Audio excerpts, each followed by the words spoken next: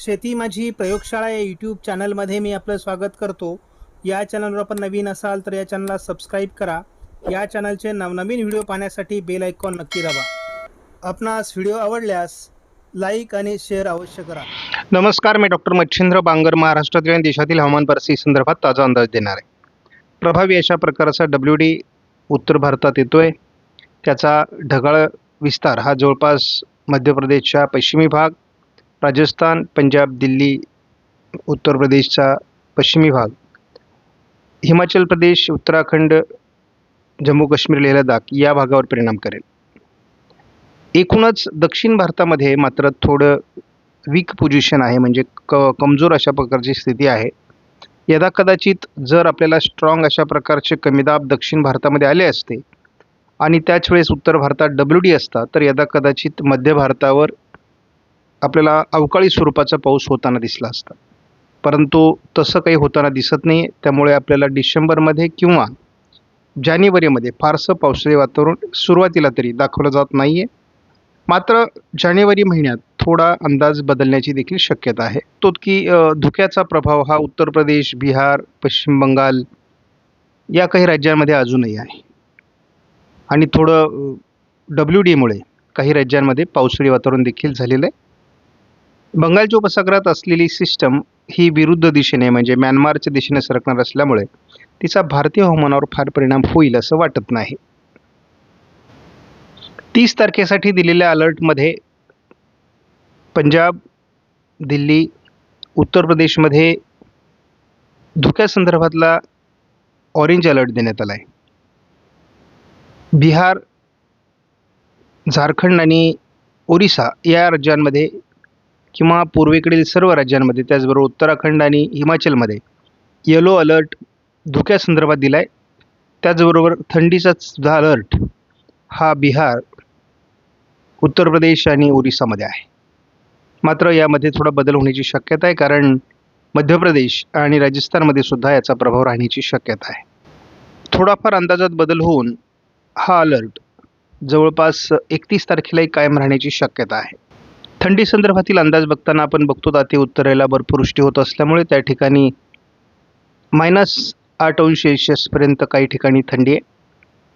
त्याचबरोबर आपण जसं दिल्ली, पंजाब, उत्तराखंड, हिमाचल प्रदेशकडे सरकतो तसं थंडीचं प्रमाण मायनसमध्ये काही ठिकाणी आहे.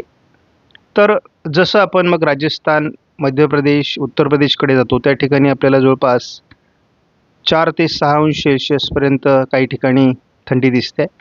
महाराष्ट्रात देखील जवळपास 8 ते 10° थंडीचा प्रभाव काही ठिकाणी निर्माण झाला आहे. त्यामुळे एकूणच थंडीचा प्रभाव महाराष्ट्रात अजून असला तरी थंडीच्या लाटेच्या स्वरूपात नाही आहे. दिल्ली विमानतळावर हे दृश्य आहे. आपल्याला या धुक्यामुळे विमानसुद्धा स्पष्टपणे दिसत नाही. याचा अर्थ त्या ठिकाणी विमान वाहतुकीवर देखील परिणाम झाला आहे. सध्या झारखंडमध्ये देखील धुक्याचा तीव्र प्रभाव आहे.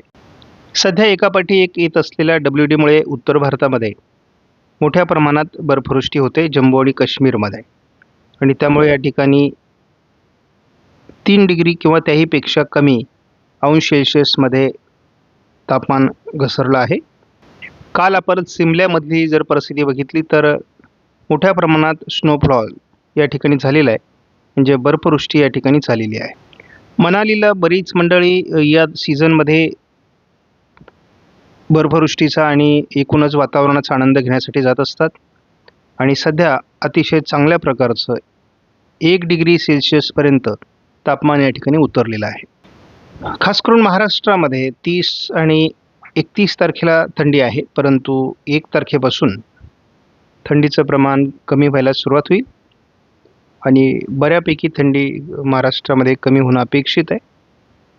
नंतर पुन्हा 7 आणि 8 तारखेला थोडं विदर्भात थंडी आहे, परंतु इतरत्र कोकणासहित थंडीचं प्रमाण मोठ्या प्रमाणात कमी होण्याची शक्यता आहे. आपण धावता अंदाज घेत असतो या मॉडेलचा. JFS मॉडेल उत्तर भारतामध्ये 30-31ला एक प्रभावी WD सरकतोय. 1 तारखेपर्यंत तो राहील.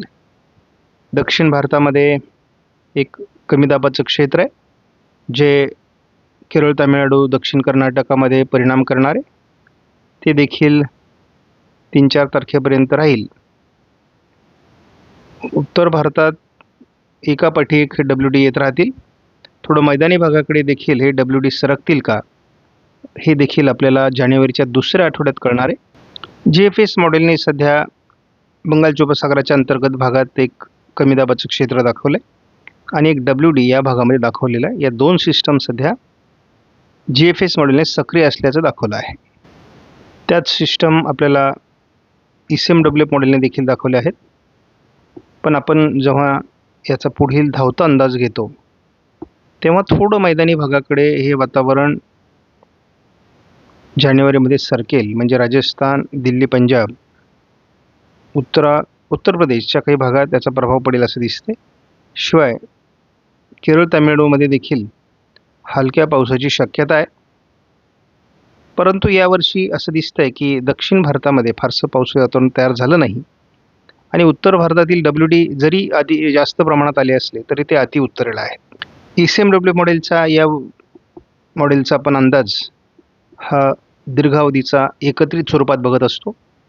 थोडं आपल्याला राजस्थान, दिल्ली, पंजाब आणि उत्तरेकडील राज्यांमध्ये पाऊस होईल असं दिसतंय. बाकी महाराष्ट्रावर किंवा मध्य प्रदेशवर फारसा याचा परिणाम होत नाही आहे. कालपर्यंत आपल्याला महाराष्ट्रामध्ये ढगाळ वातावरण दाखवलं जात होतं, परंतु सध्या ते दाखवलं जात नाही आहे. परंतु या दरम्यानचे सगळे अंदाज हे सारखे बदलत असतात.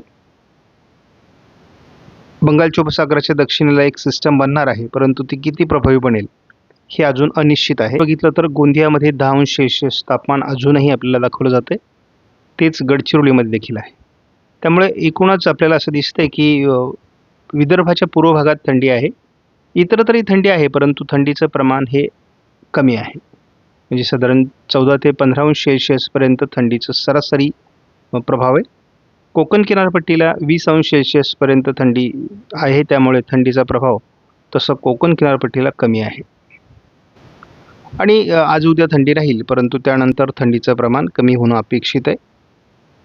त्यामुळे साधारणपणे आपण दुपारचं तापमान जर बघितलं तर साधारण ते 28 ते 30° काही भागामध्ये आहे.